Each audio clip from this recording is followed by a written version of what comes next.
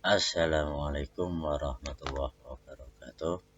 Selamat pagi anak-anakku kelas 9 MTS Nahdlatul Muslimin. Semoga dalam keadaan sehat walafiat, tidak kurang suatu apapun. Kita bertemu lagi pada semester genap ini dengan pelajaran prakarya. Kali ini kita akan membahas bab 1, yaitu kerajinan berbasis media campuran. Kalian bisa perhatikan peta materi pada bab 1, kerajinan berbasis media campuran. Itu nanti yang akan kita bahas adalah prinsip kerajinan berbasis media campuran, terus jenis dan karakteristik kerajinan berbasis media campuran, dan produk proses kerajinan berbasis media campuran. Tapi pada pertemuan kali ini nanti yang akan kita bahas adalah tentang prinsip dan jenis serta karakteristik kerajinan berbasis media campuran. Mari anak-anak kita lanjutkan. Pengertian kerajinan berbasis media campuran. Yang dimaksud dengan kerajinan berbasis media campuran adalah jenis kerajinan yang menggunakan bahan utama tertentu yang dipadukan sedemikian rupa dengan bahan tambahan agar lebih menarik, namun tetap fungsional sesuai fungsi asli dari kerajinan tersebut.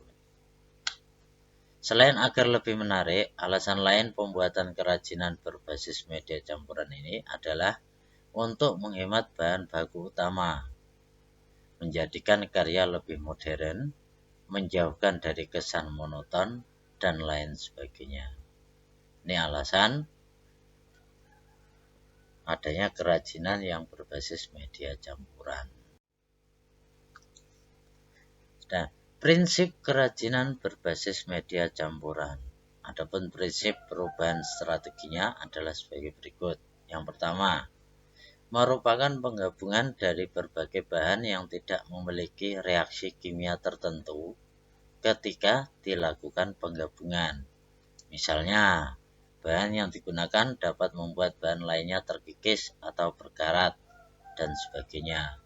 Itu tidak bisa.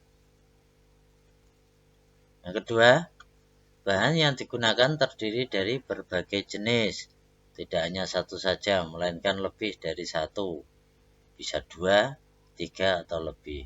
Semua bergantung pada rancangan kebutuhan dari produk kerajinan yang akan dibuat. Yang ketiga, bahan dapat terdiri dari bahan homogen atau heterogen. Misalnya, bahan alam dengan bahan alam, itu namanya homogen. Bahan buatan dengan bahan buatan, itu juga namanya homogen. Yang dimaksud dengan heterogen adalah bahan alam dengan bahan buatan digabungkan menjadi satu. Itu namanya heterogen.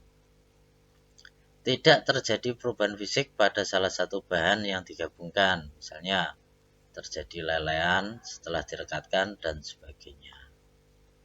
Yang keempat, masing-masing bahan memiliki karakteristik sendiri yang saling mendukung terwujudnya keindahan atau estetika dari sebuah produk kerajinan yang dibuat. Yang kelima, penggabungan bahan yang dilakukan harus dapat menyatu dengan bahan lainnya sehingga terjadi kesatuan dan harmonisasi.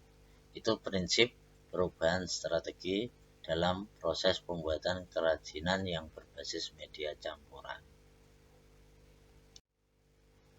Kerajinan berbasis media campuran dengan penciptaan bentuk baru diperlukan pembuatan rancangan yang tepat. Rancangan yang dibuat juga harus mempertimbangkan bentuk seperti apa yang ingin diproduksi dari kerajinan yang akan dibuat itu. Nah, di bawah ini beberapa petunjuk sebelum melakukan perancangan produk. Tujuannya adalah agar tercipta bentuk produk kerajinan yang berbasis media campuran yang berbentuk unik dan artistik. Yang pertama, menyederhanakan bentuk dengan mengurangi atau menambah bentuk produk kerajinan berbasis media campuran atau istilahnya stilasi. Menyederhanakan bentuk dengan cara mengurangi atau menambah bentuk. Prinsip yang harus dilakukan dalam tahap perancangan adalah sebagai berikut. Yang pertama, prinsipnya adalah harus terdapat pesan eksplisit pada produk yang akan kita buat itu harus jelas. Apakah sebagai produk fungsional ataukah sebagai produk hias. Yang kedua, pesan yang bersifat implisit pun harus diperhatikan. Apakah produk kerajinan itu membawa pesan informatif atau prestik. Yang ketiga, bahan yang tersedia sejak awal dapat menjadi modal perancangan produk kerajinan. Namun dapat pula bahan yang dibutuhkan disiapkan setelah perancangan itu jadi. Yang keempat, produk kerajinan sebagai materi asal untuk dilakukan penyederhanaan bentuk harus disiapkan. Apakah bentuknya gambar ataupun bentuk langsung. Atau kita istilahnya membuat sketsa dulu. Yang kelima, perhatikan penghematan bahan agar produksi dapat dilakukan sebanyak mungkin dengan berbagai bentuk rancangan. Nah, seperti ini contohnya. Bisa kalian perhatikan. Yang atas adalah hiasan kepala penari Bali disederhanakan menjadi hiasan ruangan sekaligus kap lampu dengan menggunakan paduan bahan logam dan kayu serta besi sebagai penyangga. Yang bawahnya adalah gambar gabungan antara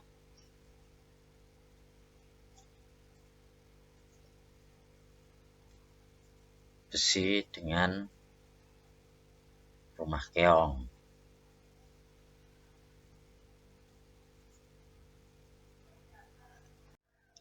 Yang kedua, merubah bentuk produk kerajinan berbasis media campuran atau istilahnya deformasi. Selain dengan cara menyederhanakan bentuk, kerajinan berbasis media campuran dapat pula dilakukan dengan menggunakan cara merubah bentuk sehingga menjadi bentuk yang benar-benar baru.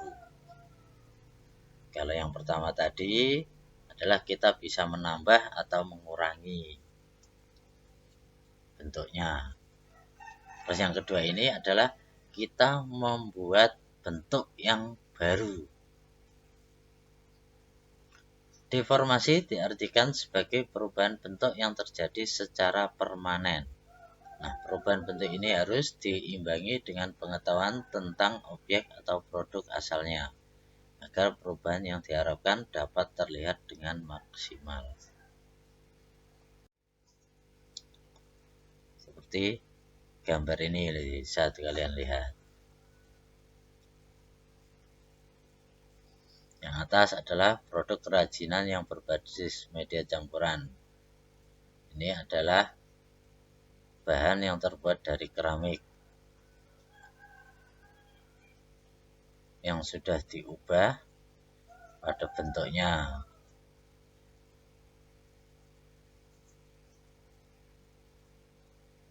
Nah, ini sudah menunjukkan unsur eksplisit dan unsur implisitnya. Bentuknya mangkok, tapi tidak bisa digunakan untuk wadah sayur, buah, atau yang lainnya. Tapi di situ digunakan untuk tempat lele. Gambar yang kedua, ini terbuat dari bahan kayu. Itu adalah perpaduan antara kayu dengan dengan besi. Digunakan sebagai kursi.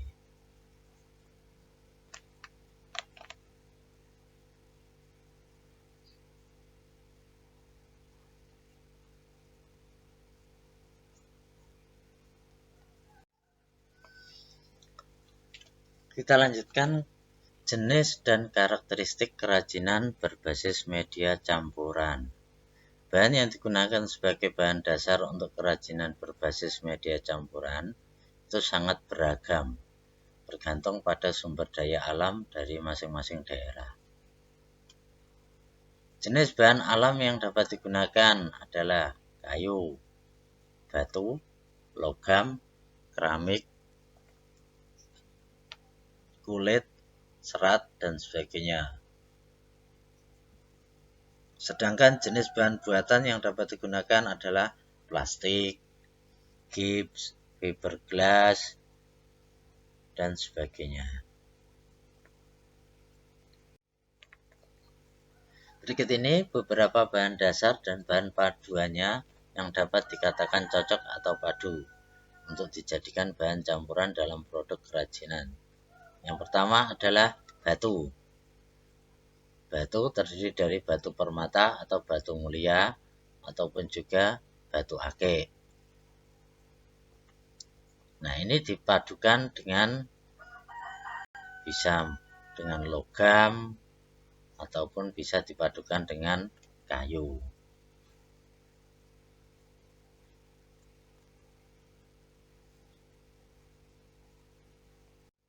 Yang kedua, logam.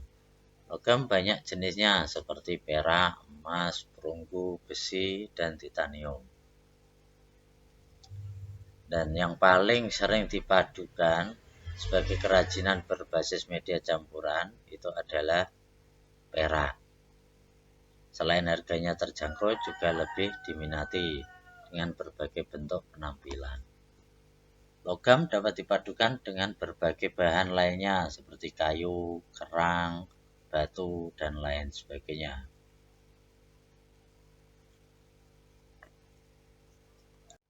Yang ketiga adalah plastik. Plastik banyak jenisnya seperti botol bekas minuman atau bekas yang lainnya, kantong, gelas, perabot dapur, perabot rumah tangga yang lain. Namun botol paling sering dipadukan sebagai kerajinan berbasis media campuran. Selain memiliki permukaan yang cukup keras, juga lebih diminati karena mudah dibentuk. Plastik memiliki sifat ada yang dapat didaur ulang dengan pemanasan kembali seperti plastik botol dan kantong. Ada juga yang tidak dapat didaur ulang, contohnya adalah resin. Plastik dapat dipadukan dengan berbagai bahan lainnya seperti logam, kain, dan lain sebagainya.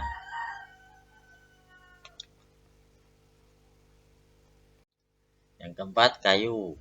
Kayu adalah bagian batang atau cabang serta ranting tumbuhan yang mengeras karena mengalami lignifikasi atau pengayuan.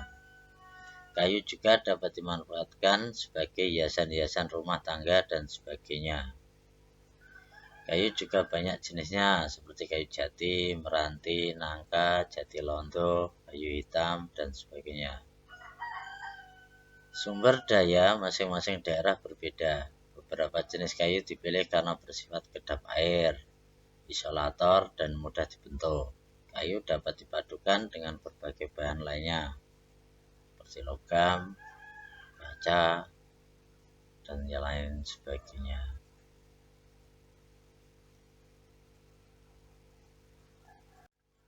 Yang kelima adalah keramik. Umumnya, senyawa keramik lebih stabil dalam lingkungan.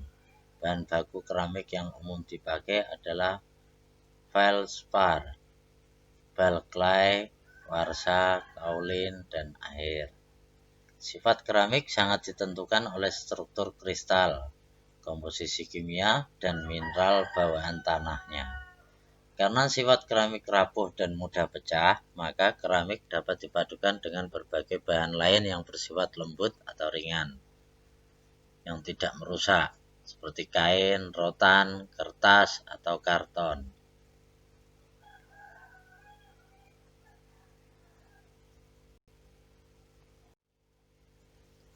Sekian materi yang bisa saya sampaikan untuk pertemuan kali ini.